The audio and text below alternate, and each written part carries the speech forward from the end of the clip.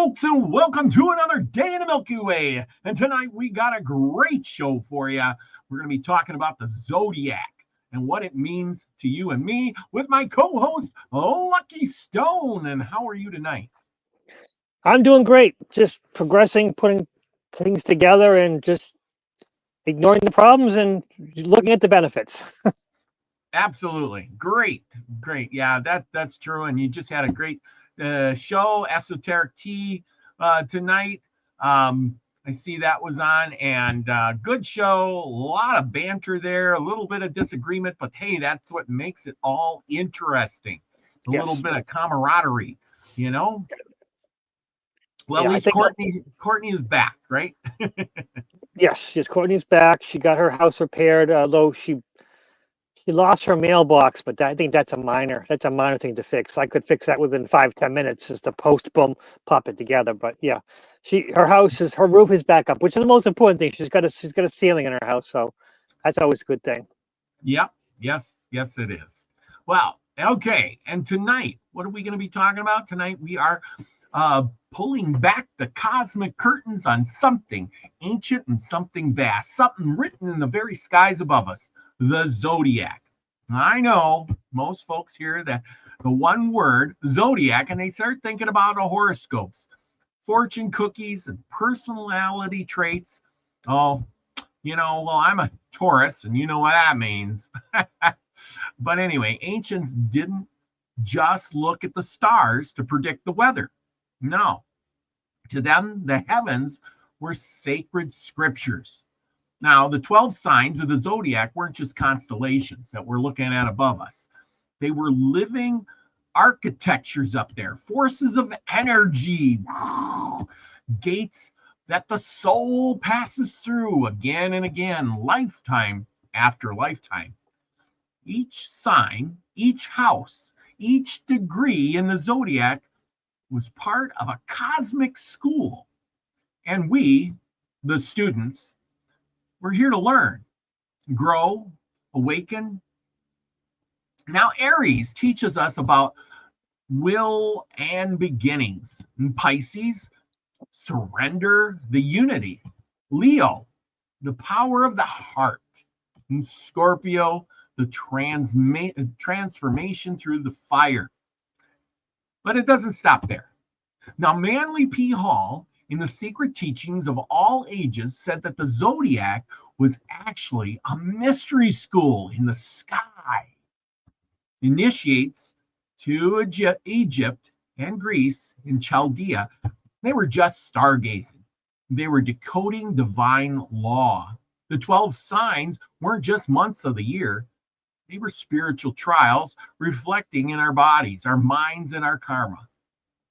They saw the soul as a traveler, descending from the stars, incarnating, if you believe it or not, incarnating again here under a certain sign, learning what it had to learn, and then moving on, reborn under another sign.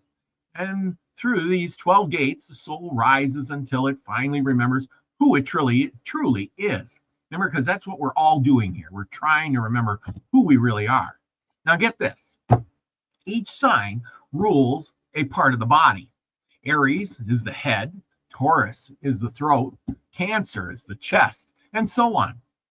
Our very anatomy is built on a zodiac framework. As above, so below, and within, so without.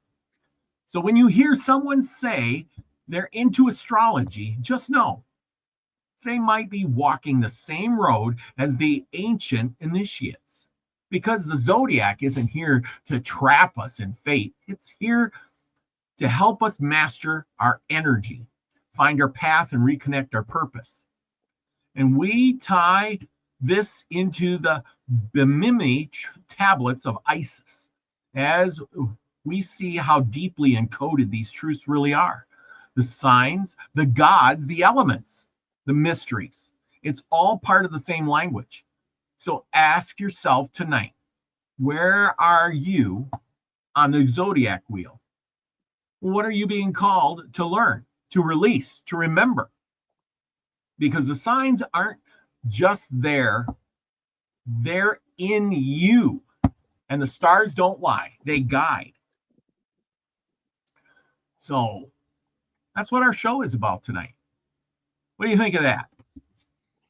It is interesting, that's for sure. There's a lot to it, and just sometimes there's more to it. You know, you talk to someone and they give you more and more information. It just kind of resonates. Yeah, it is all very interesting. And Manly P. Hall did write a lot about it, and it's there's a lot of data there. Yes. Hey, shut up. I'm talking to the dog. Sorry.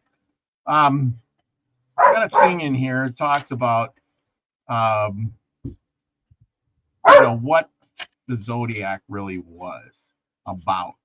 And I marked it so we can talk about it, because I think for the longest time I didn't really know what the Zodiac was. I mean, it's just this wheel, and you're a Taurus or a Pisces or something, right? I mean, Yep. when did you really figure it out?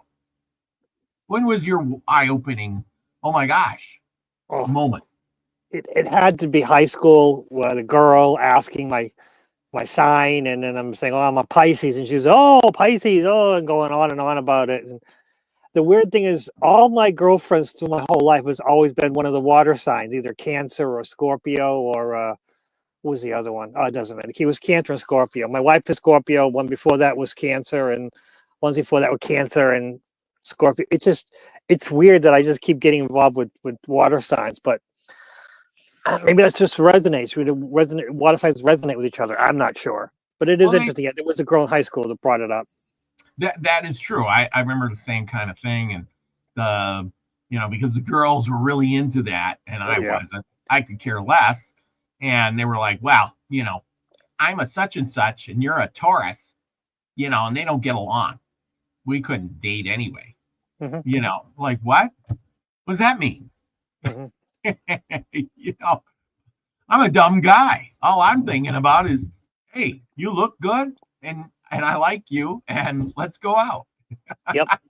And they're like, our signs would collide. I'm an Aries, and you're a Taurus, and they don't get along. Or something stupid like that. Okay, so what does Manly P. Hall write about this? He says, so people, listen up. This is it. Each year, the sun passes around the zodiac and it returns to a point from which it started, the vernal equinox. And each year, it falls just a little short of making that complete circle of the heavens in its allotted period of time. As a result, it crosses the equator just a little behind the spot of the zodiacal sign, which it crossed the previous year. Each sign of the zodiac consists of 30 degrees. This is all mathematics, people. Mm-hmm. And as the sun loses about 1 degree every 72 years, which I didn't know, it regresses through one entire constellation or sign. Mm-hmm. It's approximately 2,160 years and through the entire zodiac, and about 25,920 years. The retrograde motion is called the precession of the equinox. This means that the course of about 25,920 years, which constitutes the great solar or Platonic year. Each one of the 12 constellations occupies a position at the vernal equinox for nearly 2,160 years and then gives place to the previous sign, which is quite amazing.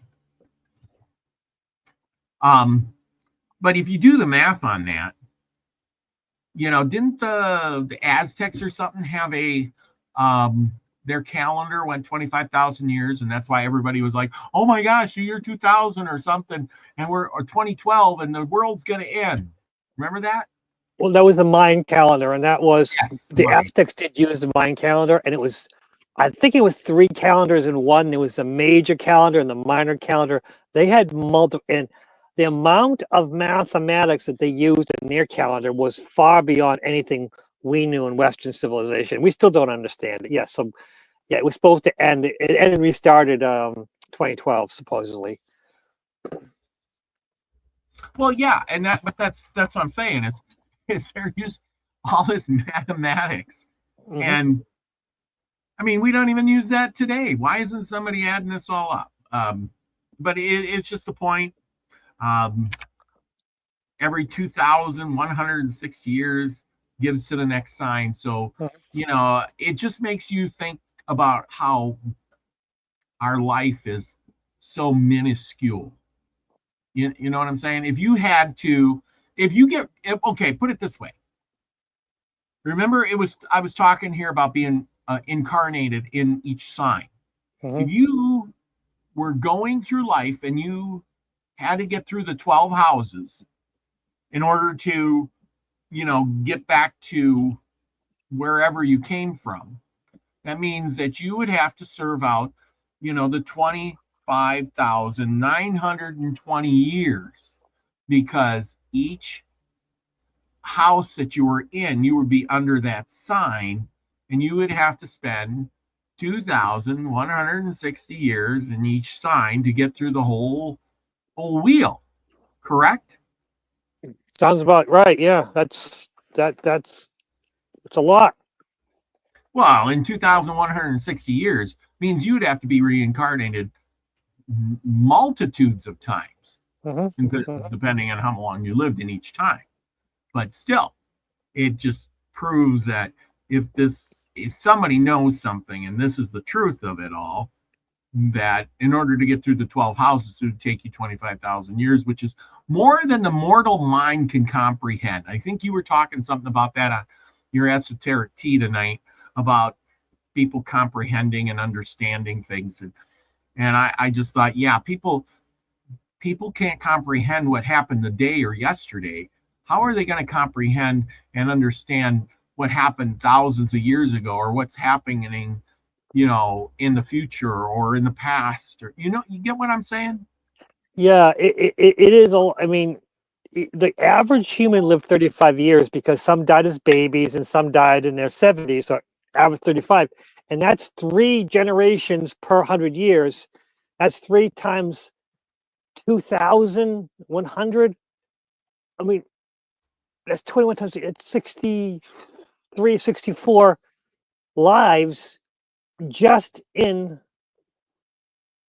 Wow, that's just amazing. So basically, you just live 64 times at least 64 times per cycle, and then you got to do 12 of those. So that's a lot of lives you could live. Yeah, yeah. And then getting through those lives, and then getting to the next life and starting over, not knowing what the last life was, and then adding them all up for knowledge. I mean, so if on the other side we know and can remember all those other lives to make up our handful of wisdom, oh my Hmm. gosh, that's a lot of wisdom. But Yeah, it's also a lot of lives, and it's a long time. I don't think the average person can, I'm talking the average person, can even comprehend what 25,000 years is. that. Yes, that is what. That's unheard of. Oh my goodness, that's a lot of lives to live. That's a lot. Yeah, Hmm. exactly. Even if you lived 100 years, say you were an exceptional person and you could live 100 years, you're still talking about 21 lives, maybe 22 lives or 23 lives to get through that 2,160 years. You get what I'm Yeah. saying? Yes. Yes. Yes. Yes. Definitely. Yes. That's a lot of years. That's a lot of lives. And then you get to move on to the next one and do that 21 times again, and the next one, and Hmm. the next one, 12 different houses. Yeah, just you want to take a deep breath. Okay, so who talked about all this? Who talked about do you know who talked about the zodiacs, and who, I mean, well, even the Magi who visited Jesus, in the manger, they were in the zodiac. I mean, the Phoenicians had it, the Persians had it, the Greeks had it, the Romans had it. I mean, every major civilization had the zodiac. The Mesopotamians and the Akkadians and the Babylonians, all of them used some form of and it was the weird how the parallels are amazing. That's for sure. That's absolutely right. Yeah, they all did. Here's a guy who we know who talked about it a little bit, Albert Pike, and we know him from back in the day. He was a Mason, and he wrote a book. What did he write? War and Dogma or something like that. And he said the method of astrological symbolism in vogue among them. Thus, in Zoroaster's cave of initiation, the sun, the planets were represented overhead in gems and gold, as was also the zodiac.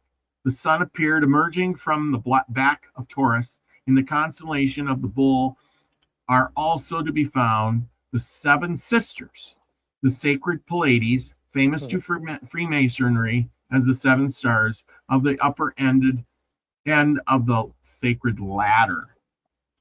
Lot said there.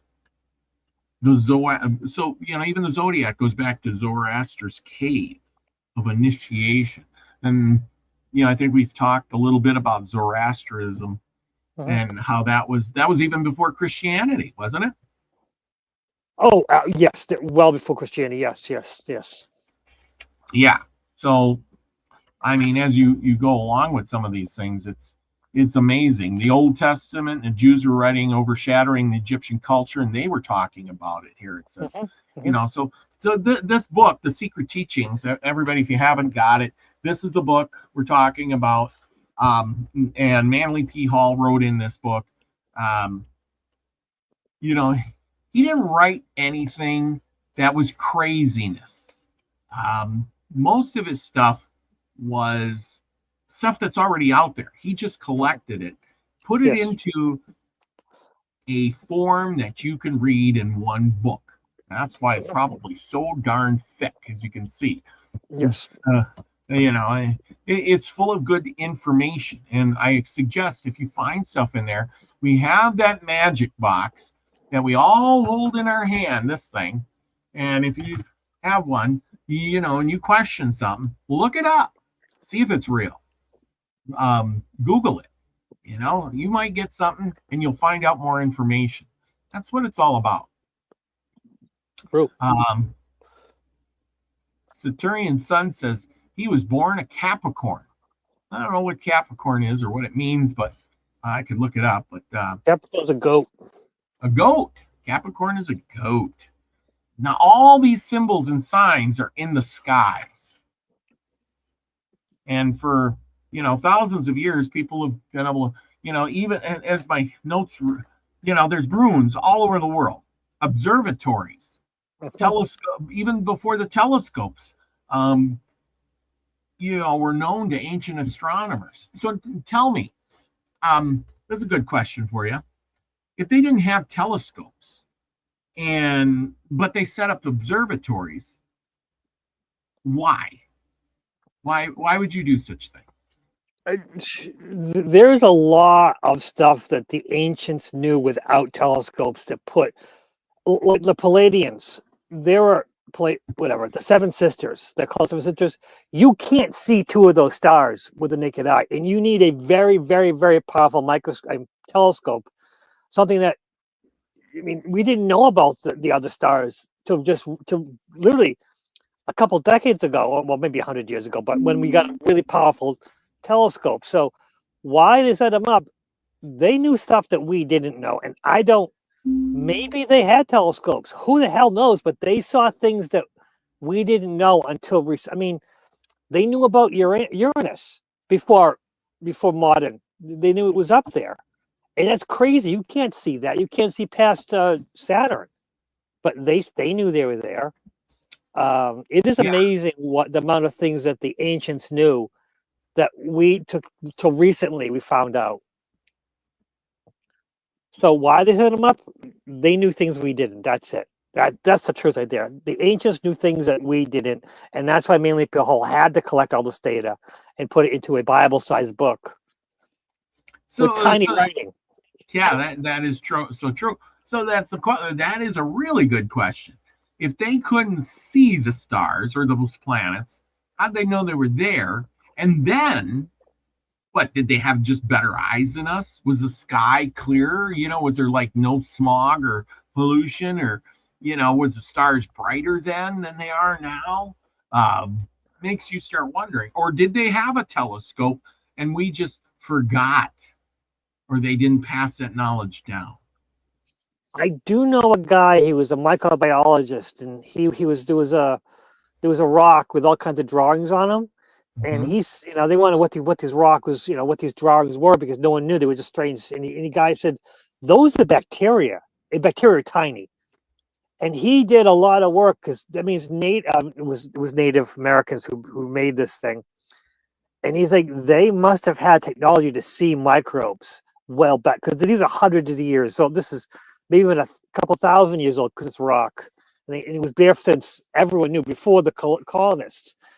And he was able to take the slabs of Formica, which were all around, and use them with another stone to actually make his own very archaic microscope. He couldn't see bacteria with them, but he was able to see a small, small. He was able to make small things bigger. But again, if this guy can make a microscope out of rocks, they probably could make a telescope out of rocks too. But again, we would have to.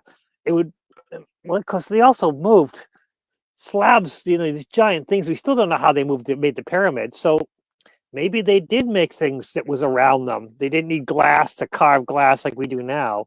They did something else. But I have no idea how they saw the stars, or how they saw the planets outside Saturn, Neptune, and Uranus.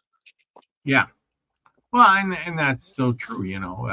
How it makes you wonder: was it ancient technology that was passed down over hundreds and hundreds and hundreds of thousands of years to people, and then they just remembered it? That's kind of hard almost to believe. And Yeah. that's kind of hard to believe. But maybe those drawings too could have been carved in the stone,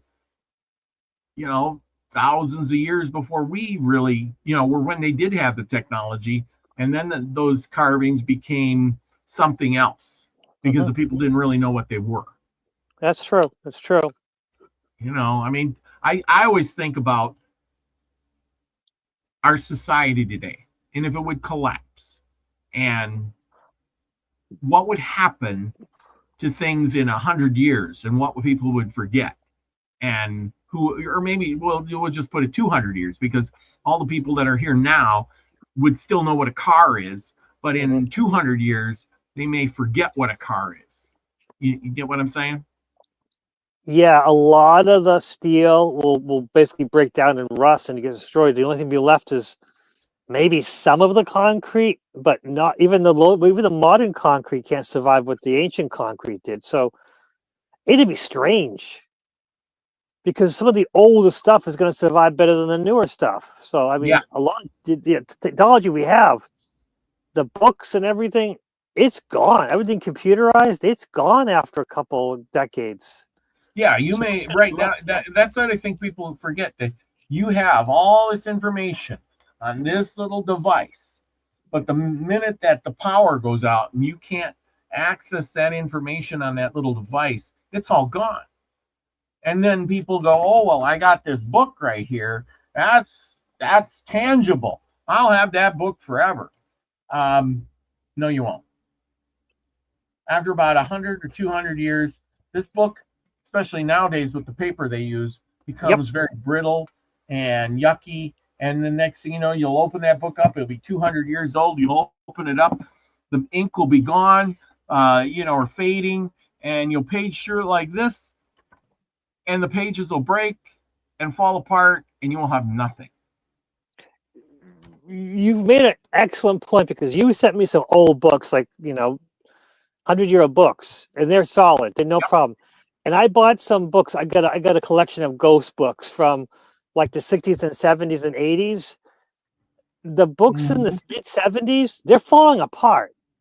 But the books in the 60s and the 80s are still good. But the 70s books, for some reason, all of them are falling apart. Maybe just the publisher of those books was cheap, but you're right.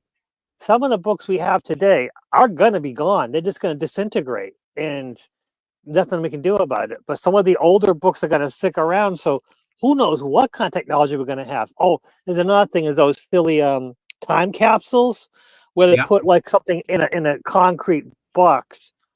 And just recently, there was one where they're all excited to open it up after 100 years, and they opened it up, and it leaked. Everything in there disintegrated.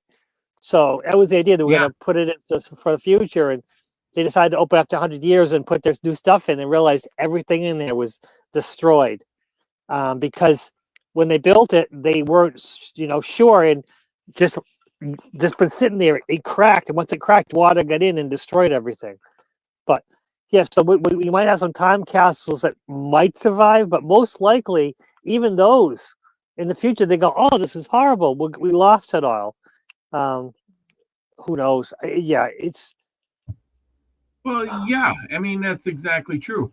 Like, if you go see um, the Constitution or some of those old photos or paintings, like the yep, Mona Lisa and things like that, yep. um, the they don't want you taking pictures of it, flash photos, and they don't have bright light on it. Why? Because the light would just destroy the material and the writing and all of those other things on there. It would be destroyed by now.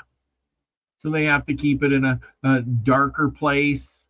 You can't be this, that. And you think, well, how is my photo going to destroy that paper? One photo. Come on. You Hmm. know, but it does.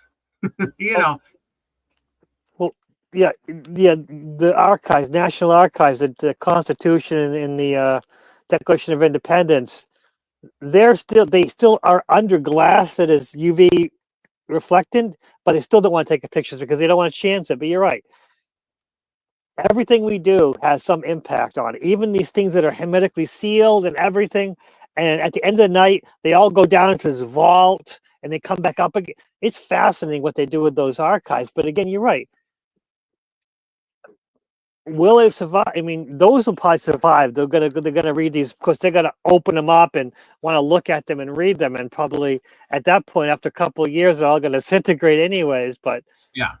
if they survive for a couple thousand years, and we forget about who knows? Can you imagine? We lose all technology in 2,000 years. They find the Constitution underground, and they open it up. And they go, "Oh, this is their ancient." Oh, they had funny writing, because it was all cursive. That's a lot to think about. Oh, yeah. No, I totally agree. Now I'm going to throw you a curveball, Hmm. come to think of it, because this is always on the tip of my tongue with thinking about things. Hmm. Now, for instance, we look back and we can see these ancient runes. We can see these observatories, these stones that are set up in the sign of the zodiac wheel, set to measure the equinox and all of these other things, correct? Yes, But they're all in stone. At yes. some point in history, was there a cataclysm? Was there something that happened that everything that wasn't stone was disintegrated, like you're talking about? And people got smart and said, hey, we want something to last. We need to preserve it for the future by making it out of stone. And that's why everything is made out of those big blocks, made out of stone pillars, made stone carvings, made stone script or clay tablets, something that would last because everything else they knew would disintegrate within a little while. You make a very good point. Gillespie Tappy, that's all stone. And then the Egyptians did have paper, and the Phoenicians did have paper, but even then, I lost the name. The Sumerians, they wrote on tablets. They said, yeah, we're going to write on our clay tablets. We're going to keep them, even though there was paper in the area. They were just happy with the clay tablets, and maybe that's what it is. Maybe these were a couple generations after some major cataclysm, and they go, you know what, your paper, we lost everything in these paper libraries. Let's just write this important stuff on these little tablets.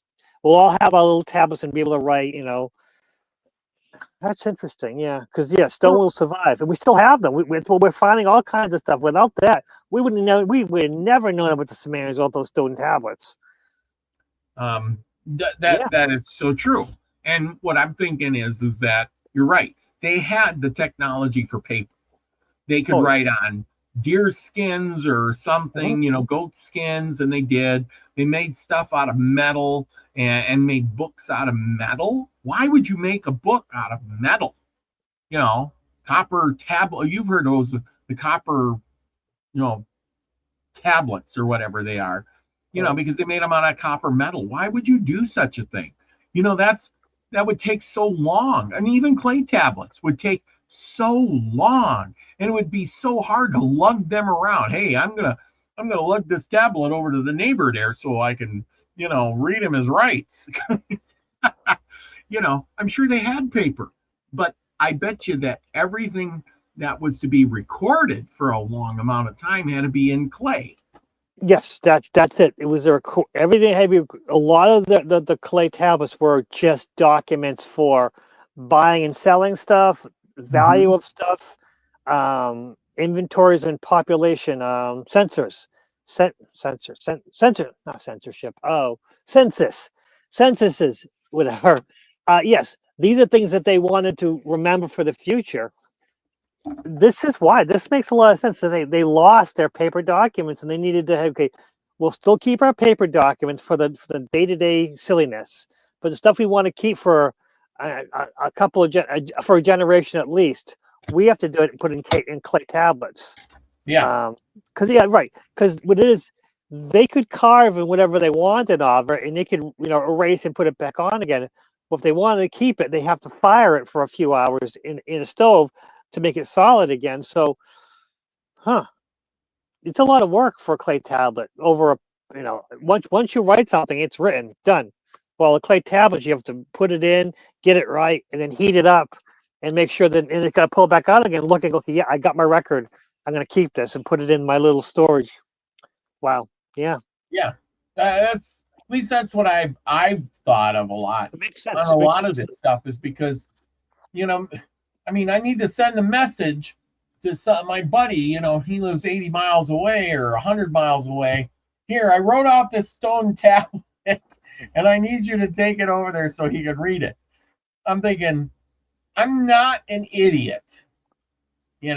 I'm smart. You're smart. You know as well as I do that I'm going to say, that's just too heavy to carry. The Pony Express is not going to put that in their bag and go 80 miles to deliver my message on this clay tablet. You're right. It's, the daily correspondence between kings was on paper, but then the stuff that needed to be recorded, it was written in stone, which is a pain, which is heavy. Yeah. You're right. It had to be really, really important to keep it on stone because it's a lot of effort to move it around. Yeah. And you store it. Well, it takes up a lot of space. Like tablets, they're heavy. It takes a long time. Then you got to fire them, so that they stay the way they are. Then you have to store them. Yep. They're not light. But it just makes sense. It just makes me wonder, even the Egyptians, they had paper. They were writing on paper, yet they still carved on stone. Yes, they did. I think by the time the Egyptians got here and started doing stuff, I think whatever had happened so long ago that they were starting to forget why we carve things on stone. And this modern day that we live in here, we're going to lose all our technology, all our information, because 99% of the stuff we have is either on a tablet, it's on a phone, It's not, it's written down on this cheap paper, or it's not written down at all. It's on some video somewhere. We get our information off the internet, and nobody wants to have anything tangible. And when whatever happened back then may happen again now, we're going to go right back to that Stone Age. We're going to have no information. Well, even Cleopatra, we thought of Cleopatra in 2,000 years ago. She's closer to us than Yep. she is to. I mean, by the time, basically, 2,000 years before Cleopatra, literally the pyramids were still old back then. So the Yeah. pyramids were old, and they still didn't know quite how they built them. And then 2,000 years ago, 2,000 years later is Cleopatra, and then 2,000 more years is us. So the pyramids are very, very, very old, and there's a lot of stuff that's been lost history. You're right. Without the rocks, there's a lot of information that you're providing that does show that there must have been something that happened that made them stop using paper for a while, or at least had a backup using stone. Yes. Because they did have paper for a long time, but again, it's all gone. I mean, we do know they had paper Egypt had paper for 2,000 years before Cleopatra. They knew that, but none of that lasted. Yeah. But stuff on the walls was I mean, look at the Dead Sea Scrolls, for instance. We've been digging those things up in the clay tablet jars for a century, and little by little, and then they take them out, and they're so battered and beaten and disintegrated that they're taking tweezers and trying to piece the words together to make a sentence to read, like something, anything. Am I wrong? Oh no, there are some that they never opened because they were so fragile, and now finally, just the last couple years, they had a computer that can scan it and then take the scan and unfold it virtually in order to read it. But until then, they could never open these because they were so brittle that just by opening it, it's destroyed. They knew that. So they go, okay, we're just going to keep these, and maybe someday we'll be able to have the technology to unfold them, not realizing that computers, it may be afraid of AI, but the AI was able to take a picture of this, like an X-ray 3D image, and then unfold it virtually so they could read these, which is, if there are more of them, we'll get so much information just because, again, if it's paper, you're in trouble. Some of those were copper scrolls, but again, copper is so soft that they couldn't even unfold that, even that they had to use the 3D imaging. But yeah, there's a lot of stuff. Can you imagine if some of the stuff was discovered now, hidden, that they can't open, because it's so brittle, so fragile, but now we can go, okay, we never have to touch it. We'll have the computer analyze it for us and get more just ancient. That would be so awesome if we could just find some of those things again, and we'll maybe get some more ancient manuscripts that were hidden. That'd be awesome. We could learn so much more about them. But it just I guess it does prove my point on the fact that paper, this book, in 1,000 years will be dust. It will just disintegrate, even if I don't touch it. And 1,000 years from now, I come up to it and I turn the page, it will just, fragment into a bunch of dusty pieces. And, they'll have to get a computer again. They'll have to wait until a computer is available to read this book.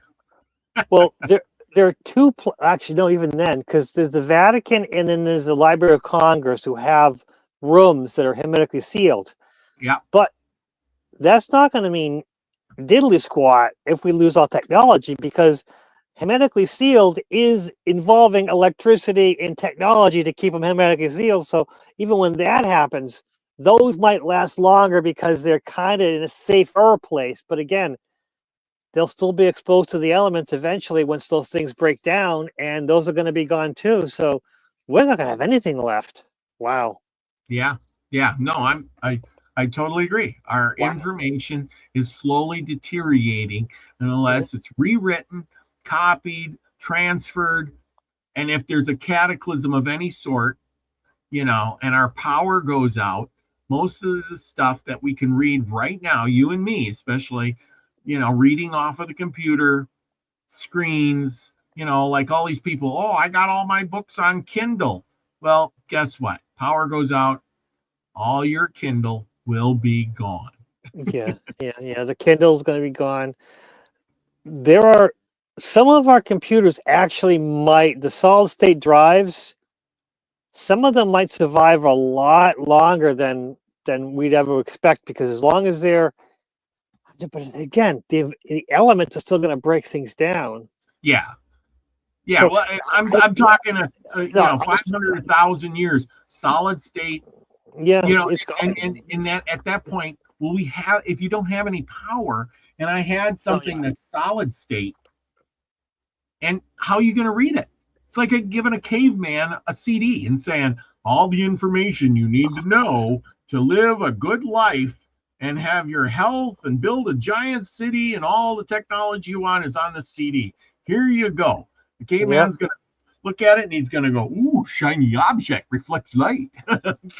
No, you're right. You're right, because it's got to be, because even if you gave him all of these storage devices, they're never going to figure out how to make the machines that are going to be able to read it, because again, it's a language issue. So even if Yep. they built a computer, they'd have to have a computer with the right language to read the data on. Wow, even then, if all these solid state drives survives, the computer is going to be rebuilt, and they're not going to know how to do that without. No. I guess you have to write how to make the computer on stone in order for them to use the solid state drives.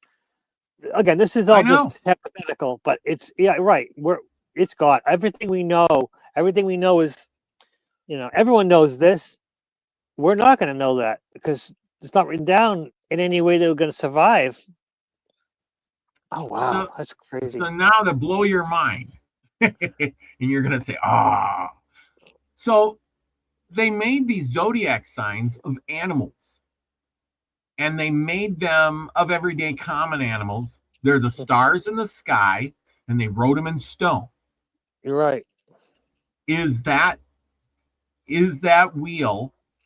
Are those things a testament of the past, passed down from generation to generation to teach us something like a CD? But we have to be smart enough to unlock the code. That's a really good point, because honestly, if you've seen the zodiac symbols, they look nothing like the stars themselves. Those stars, there's dot dot dot dot. It's like a toddler doing, connect the dots and going, Yeah, yep, fish, yep, scales, what is it? Because a crab, and you're like, that looks nothing like a crab. I Uh, know. I know. I mean, the Pisces, it's supposed to be, the two fish fighting against each other. It's supposed to be like an H symbol. Again, the dots, I would never come up with that symbol from those dots. Yeah. It's crazy. Yeah, right. So maybe there is another message in the message that we need to learn how to read, because we assume it's just, oh, these are pretty little animals and symbols, but there might be more information that we don't understand because we don't have the right language to speak it. Yes. Yeah, you're right. It's Um, blowing my mind. You're right. 100%. well, and yeah, we just haven't figured it out. I'm trying to flip this up. Okay, this is a good one that you're talking about, Pisces. Let's go with Pisces, and I quick pop this up. But here's the Pisces stars, Here you and go. here's the fishes. Yeah. Now you tell me how this represents the fishes. Next to, you see the H symbol? That's the Yeah, symbol for the check mark thing in the stars. Those are supposed to be the same. yeah, So there's three different things that look okay, nothing like the fish, look nothing like the H, and the fish doesn't look at the star symbol, and the H doesn't look at the star symbol. This is all Nothing looks like what it's supposed to be. Yeah, There are that's what I'm three different saying. symbols, and they're That's supposed why to be the same, and they look nothing alike. You're right. There's a message there that we don't understand. This is crazy. yeah, that's what I'm saying is and of course Wow. they set up all these observatories, they set up all these things, and for hundreds, I'm thinking, this it sounds stupid, but when I really start looking at it, I think there's got to be more to it than this. I There's agree. got to be more, because why would you move 20-ton blocks of stone, set them up in a way and then build a stone enclosure that you can see the sun come in and shine through the little hole once a year to know when it's summer and when it's fall? I mean, come on, you don't have to write me more than a calendar. And I mean, I don't even have to know. I don't have to look up at anything or nothing to know when it's the 21st and the days are long and the days are short to know. I don't need to know when summer's here. You get what I'm saying? No, you're right. You're right. You're right. And I was part of a social archaeology where we're talking about um they found some sticks and they had all the notches of 28 days, and it goes on and on and on about why were they 28 days, and we go, the moon cycle, and the guy goes, why would they need to know the moon cycle? The moon, look up, that's what the moon's in that cycle, no problem. The 28 days was to know when the women will be able to get pregnant, and it was something that it took us days for him to challenge us to figure out what this is. And it was just amazing that the information that, oh yeah, this makes it 28 days. Well, it's 29 days. So now they'll know the cycle of the moon. And the guy's like, there's no reason for them to record the cycle of the moon, because they could just look up, oh, the moon's in that cycle. There's nothing, even if it was winter, it was winter and snowy for a month, the moon doesn't affect them by day. But he's going on trying to help us think logically. But you're right. A lot of stuff we're missing. We're missing a lot of information that they're providing to us. It's right there, but we'll never understand it because we don't know the black and white of it. The simple story behind it. Yeah. Yeah. You read it for face. It's like people reading the Bible. They read the Bible for face value. Oh yeah. And inside that message, that story, there's a message.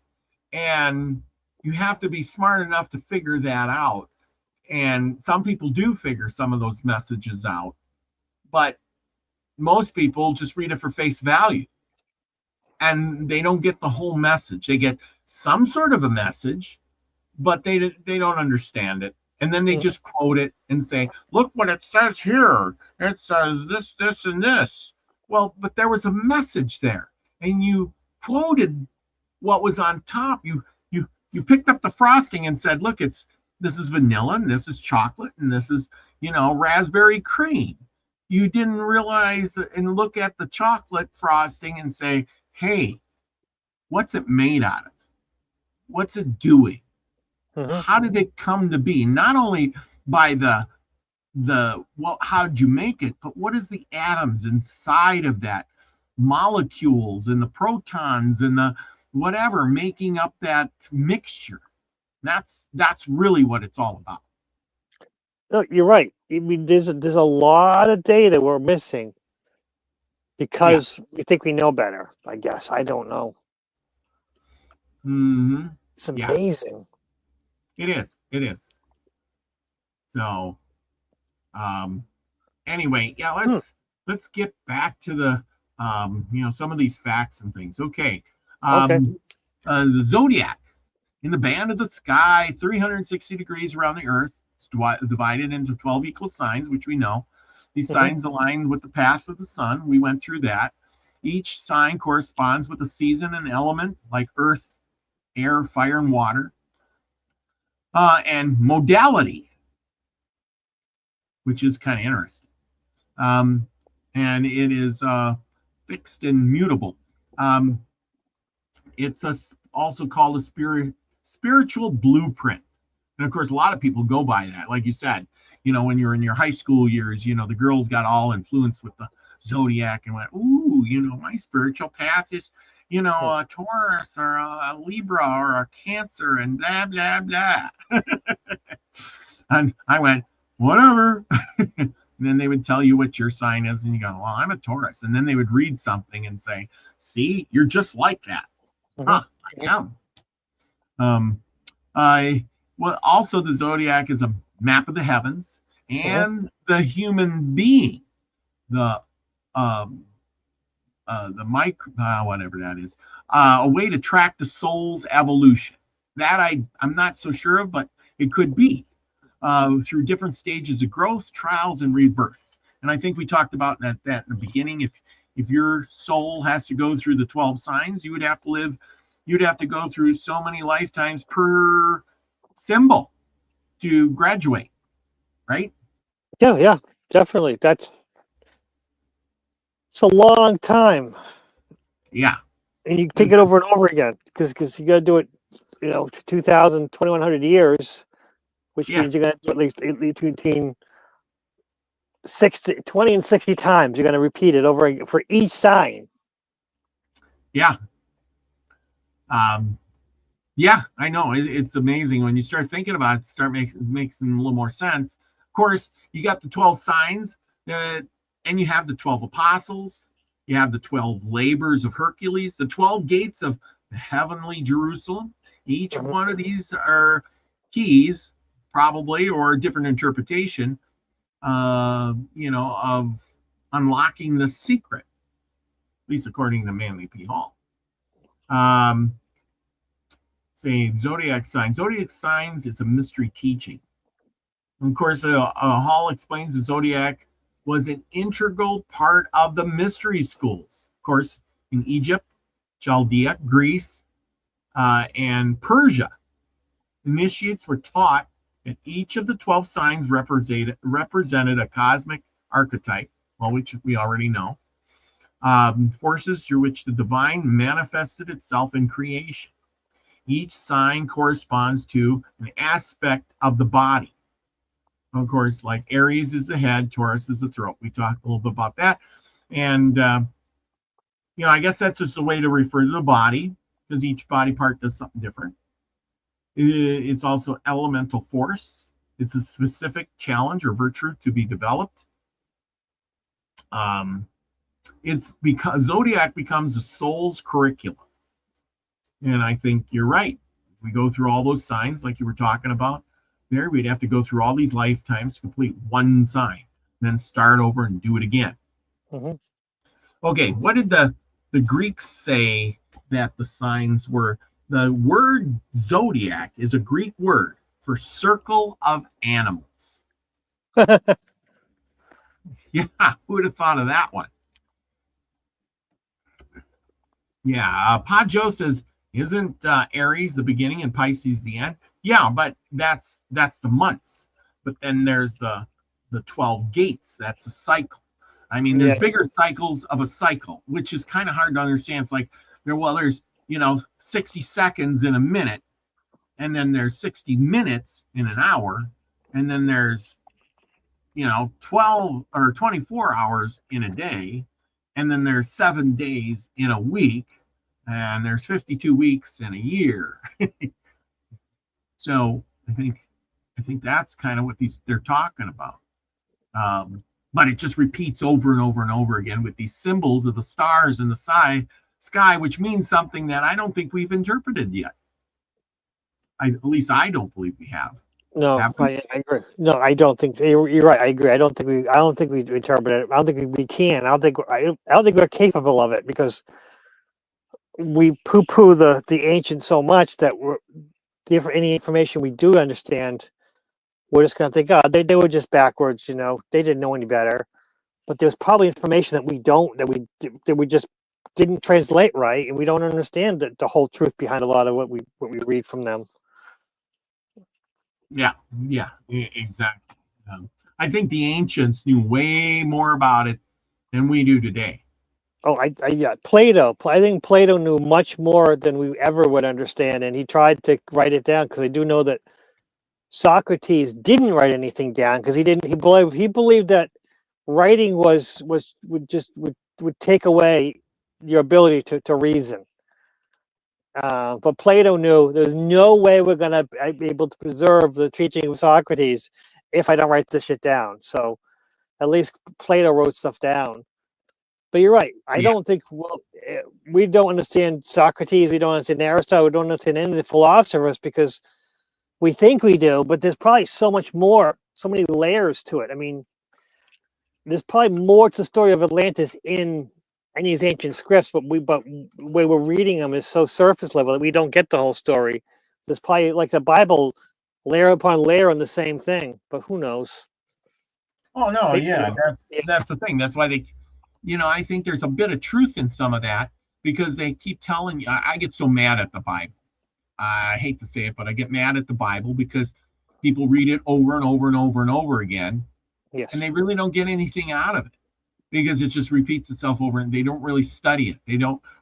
They can't see below the words. They can't interpret the meaning of what it's supposed to be. And they're only reading the surface level over and over and over again.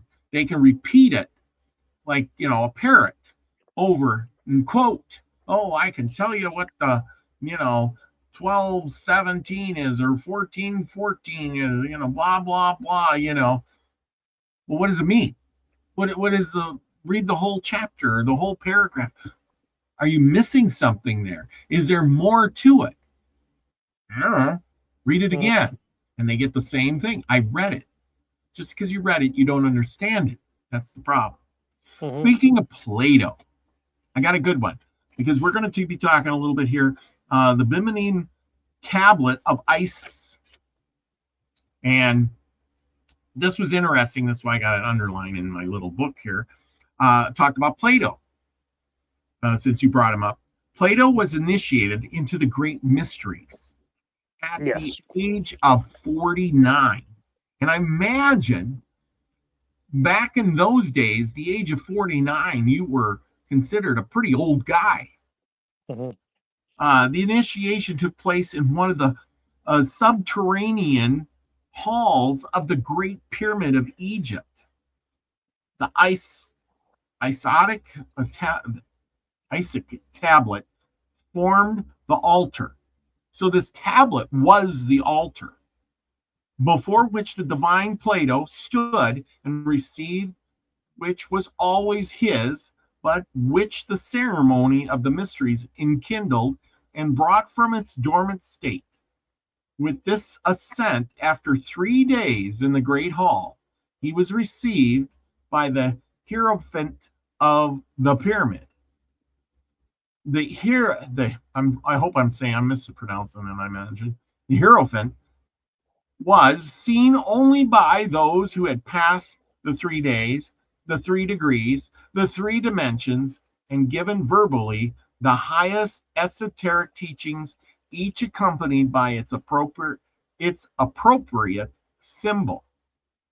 After a further 3 months adjourned in the halls of the pyramid, the initiate Plato was sent out into the world to do the work of the great order as a Pythagorean and Ophiuchus had been before him. So he had to spend 3 days in the pyramid.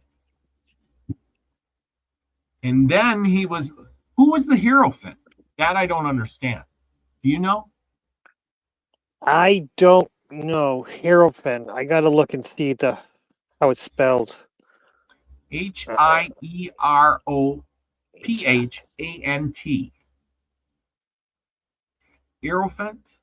Hierophant? Hierophant. Hierophant. Yeah, let's look that up.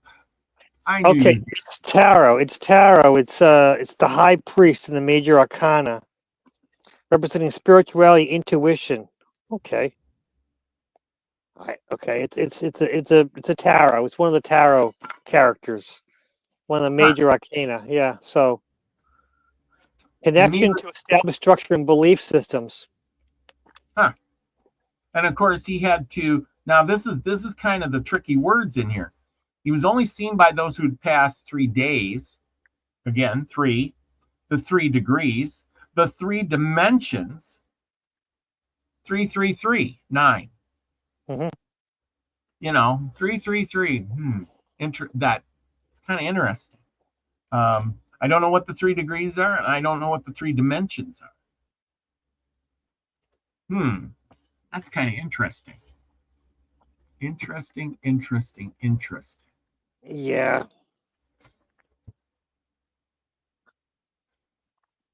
Yeah, because 3, 6, and 9 were Tesla believed in that what you could do with 3, 6, and 9. So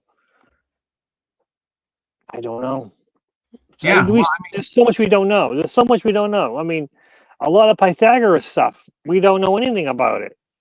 yes, I agree. That's like lost knowledge, and I bet you we only have a tenth of what these guys actually wrote or taught, or I mean, maybe we don't even have that. We probably only got 1 or 2%. Maybe, yeah. I mean, whatever might have survived, and it's not going to be the original, so it's going to be copy upon copy upon copy. So the truths, even then, even if we have 100 books by anybody, Plato, Pythagoras, or anyone else, it's going to be a copy of a copy of a copy, and how well they copied is going to influence everything. So what do we know? Who knows? Yeah. Well, even this tablet we're talking about, the tablet of Isis, apparently it was destroyed or something, and but it was around when Plato was there because he was standing on it. But why would he have to stand on a tablet as an altar? So it must have been big, but somebody must have destroyed it. And then it says a faithful reproduction of the original tablet was made in 1559 by a celebrated Vicus of Parma, and a copy of the engraving was given by the Chancellor of the Duke of Bavaria to the Museum of Hieroglyphics. And it goes on from there. The tablet is 5 palms long and 4 wide, like by 50 by 30 inches. It was made of bronze and decorated with acoustic and smalt enamel and silver inlay and blah blah blah. So, but here you got this reproduction. We don't even know what the original really looked like. I mean, who knows what this guy drew up? You know what I mean? So I don't even really have a picture of it. Well, this tablet was made of copper. No, this tablet, the reproduction was. Oh, but the original, what it was, the original one made of? It says Plato the initiation took place on the sub tablet formed the altar. The tablet was the altar in the subterranean halls of the Great Pyramid of Egypt. That's interesting. The tablet, the Isaac tablet, formed the altar before which the divine Plato stood. So the altar was the tablet. Yeah, that is interesting. Which no longer exists, apparently. Well, it was destroyed, but yes. Why would they make a copy using copper and metal? Was there influence that the thing that Plato stood on, was that also metal, or was it stone with metal inlaid or something like that? Because copper is really good, conducts electricity and heat very well. Is there a reason behind that too? Was there electrical? Wow, I don't know. So much. Okay, so I got a little bit of what the tablet of Isis was originally a table or an altar, and its emblems were part of the mysteries explained by priests. The tablets were dedicated to the various gods and goddesses. In this case, Isis was so honored. The substance from which the tablets were made differed according to the relative deities of the deities. The tablets consecrated to Jupiter and Apollo were of gold. Those to Diana, Venus, and Juno were of silver, and those to other superior gods of marble, those to lesser divinities of wood. Tablets were also made of metals corresponding to the planets governed by various celestials. As the food for the body is spread on the banquet table, so on these sacred altars were spread the symbols which, when understood, fed the invisible nature of man. That is very interesting. Yes. There's a lot to that. There's a Yes. lot. So many layers of that. Yeah, why different tablets? Why different metals? You know, I mean, it just starts to make you wonder about all of that. I mean, it does me. Yeah, no, you're right. Because the different metals I can understand because some are precious and some are worth more. But again, why metal? You know, it's just this. There's so many layers to this to get to unpack this information. It's this. I don't think we'll ever know. It's just so much to this. I mean, if we do eventually, I imagine someday we will get back to that knowledge. But I think someday might be too late. You know, by the time we get to that height of wisdom, things will come crashing down. I mean, I think we have no idea what 25,000 years is. I mean, just think of what has happened in the last 200 years to humanity. We went from horse and buggy days, which were for thousands of years, to, you know, flying in jet airliners and nobody drives a buggy. Maybe the Amish, but I mean, to drive a buggy and a horse nowadays would seem ludicrous. And to, you know, just like having a phone on the wall, people like, you got a phone on the wall? You know, and that was just a number of years ago in our lifetimes. True. Time so quickly passes. Yeah. Everything we knew. I mean, yeah, the house I grew up in, there was a place for the phone, and when you had a phone call, you would be at the table with the little phone, little tiny table the phone would sit on, and you make your phone call. And later, I think we did get like a longer cord from the headset, but again, that was only so you could make it more comfortable. And then after that, you got the cordless phone, which those were fun too, because if someone forgot to put it on the cradle, then everyone get yelled at, the phone doesn't work because they didn't charge it. You got to put it back on the cradle when you're done with it. Yep. The fun time now, you know, people don't even have a home phone. You just have your cell phone, and you don't need a home phone. People, what? You know, so anyway, but that's how things change. Fall off the edge of the river. Thanks, 99 Show. Hey, good to see you here. You know, the party lines. Yes, party lines. I mean, I remember when I was a kid, we had party lines. I'm just saying is that it's amazing how fast things change, and we barely can imagine that, considering our short lifetimes.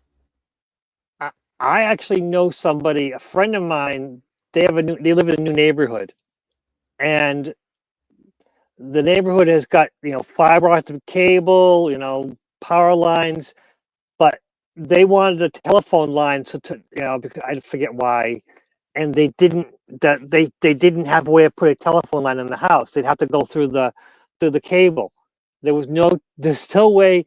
They didn't have a way of putting telephone lines, because now there's no reason for telephone lines, because you have cell phone lines. So everything goes to the cell phone, to the either cell phone or through the cable. He was all mad about it, because he was like, why can't I have a telephone in my house? It's just, they don't do it anymore. The phone company's like, yeah, we're not doing that. I was like, he wanted a dedicated home phone. And the phone company said, no, just call the cable company. They can do it for you, because the cable company can hit your phone through the cable line, I guess. Yeah. He didn't want it. He wanted a telephone line, because he got to a point where he wouldn't back down. And again, they were like, no, we're not gonna put a line from the street to your house. just so you can have a telephone in your house. Call the cable company. Yeah, but that's what I'm saying is, things are advancing so fast Oh yeah, that even the telephone line now it's crazy. is obsolete. But yet, to circle back to our original thought here, the zodiac throughout all cultures, from the Greeks to the Chinese, the Egyptians, the pagans, even the American Indians, all had a zodiac. They all looked up at the stars. Mm-hmm. They all used the same kind of information somewhere along the line there, and it hasn't changed or went away. Is somebody from the past trying to send us a message? I think they are, but we don't know the language yet. Yeah, I agree. I agree.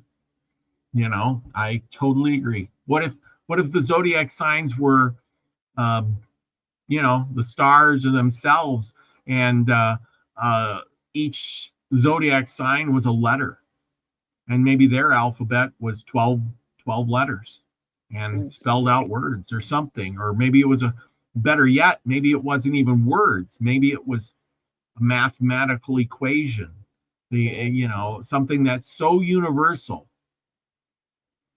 um, or a frequency, better yet, music, frequency doesn't change, You're right. math doesn't change, the stars really don't change. If you were going to send a message to your future reincarnated self hundreds of years into the future, how would you do it?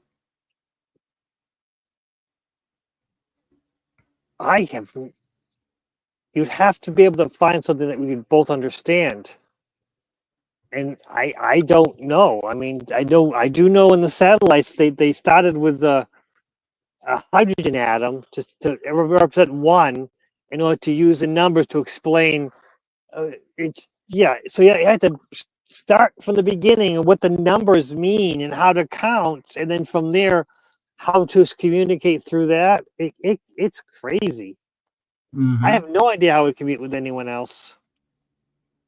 Yeah, it's a good thought. Think about that for next week. I mean, how would you communicate to your future self and send yourself a message hundreds of True. years in the future? Mm-hmm. It'd have to be something that would last. It would have to be something that you could find anywhere, no matter where you were, because like if you reincarnated in North America, next time you reincarnated in India or China or wherever, how would you get the message? So yeah, exactly. Because you don't know where you're going to reincarnate. So how, even if you could have a universal language, you're never going to figure it out because you have to know where you're going to be next and be able to find this story. Yeah, I don't know. This is so convoluted that I don't know how I communicate. Because if I need to communicate with myself, not just in the future, but in the future with under a different culture, cultural norms, Yeah, mindsets. There's so much that you need to capture, and how are you going to do that?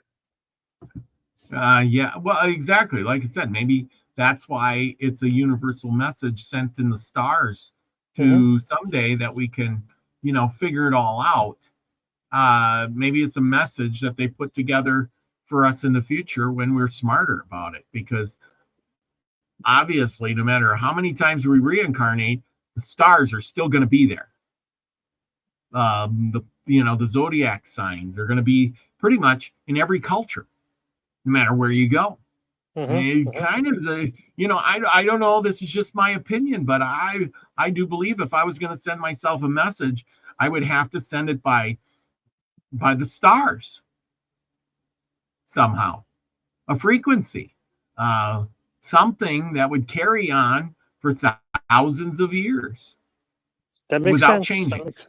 That makes a lot of sense.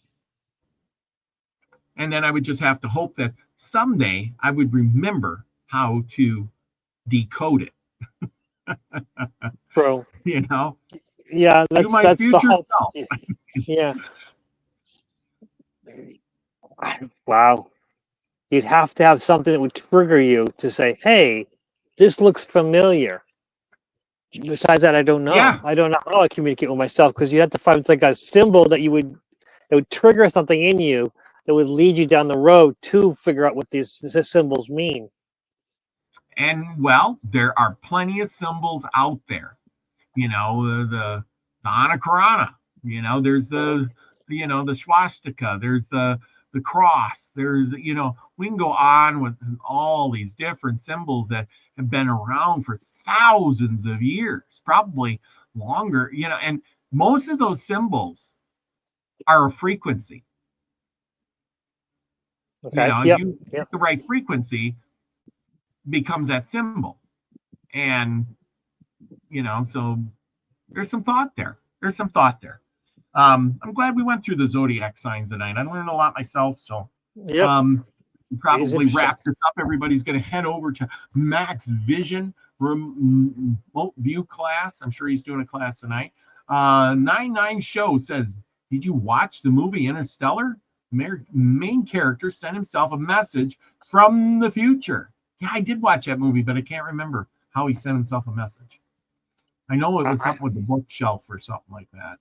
Yeah, I haven't seen a movie in years. I haven't sat down long enough to sit and to watch a movie. I have to go grab that movie. I know I got it in the photo album there thing. I'll have to go Excellent. dig that out and watch that movie. But yeah, Interstellar was a good movie. But yeah, see that's the thing. A lot of those movies have little hidden messages in them, and then you don't really pick up on it until 20 years later, and you go, yeah, that was in a movie somewhere. Oh man, they were trying to tell us something. I love that. I love that. Well, I hope everybody in chat was doing good tonight. We got 99 Show. Thank you for joining us tonight. You must be on Lucky's side of the channel. Don't forget to get over here and sub to my channel, Milky Way Soul Tribe. Sunset Dreamers in the house. John Price. Satarian Sun, thank you for all the great comments. Steve Bow, as always, welcome. And glad you're here. Pa Joe. Hope you're doing great. Keeping the critters at bay. I bet you the bugs in the heat are really hot down there this time of year. Regina Hutchelson, thank you for joining us. I hope you're doing well and feeling as good as ever. And anybody else who's watching this later in the future. And Trina Phoenix, thank you for joining us tonight. Could have helped you with some of those signs on the Zodiac tonight because I know you know them well. But anyway, with all of that, we'll wrap this up. Lucky, what do you got coming up there in the future? Tomorrow night, Nuestra Tabula Rasa, a little group of people getting together about 11 o'clock Eastern, 11, like 8 o'clock Pacific time, just people talking, open discussion. There we go. Tomorrow night, I guess 5 of us. Should be interesting conversation. Oh, that's cool. It's just an open conversation. No real selected topic tomorrow night. It's just us talking about just stuff that comes up. Interesting group of people. Yep. Nice, yeah. And tomorrow night I got I'll be on with Nina, the Mystic Truther, on her channel. So tune in there tomorrow night. We will be doing Beyond Truth, our new show. And instead of Let's Talk, it will be we're talking this week about John F. Kennedy Jr. guy. He's talking about the EMFs and the diseases and all that stuff going on. We'll be talking a little bit about what's in the news, things like that. And then that will be taken down and put on the Rumble channel because we'll probably say some things on there that are probably not so good for YouTube. So listen into the live. Nina takes it right down and puts it out on Rumble. So check it out over there. And I'll be doing Native American Myths and Legends on Tuesday. So join us over there with me and Hawkeye Two Feathers, David Null, as we put on another American Myths and Legends show with some, this week we're going to be doing James Beckworth, a great mountaineer who tamed the West. He was one of the first black men to go out west and become a mountain man. Discovered a bunch of those passes that get you into California, things like that. He was a Crow Indian chief, believe it or not, for a while. Did a lot of crazy things in his lifetime. So we're going to review some of that stuff. Great guy to talk about and learn from. So with all of that, Lucky, it's been a pleasure. We'll do it again next week, won't we? Yes. There we go.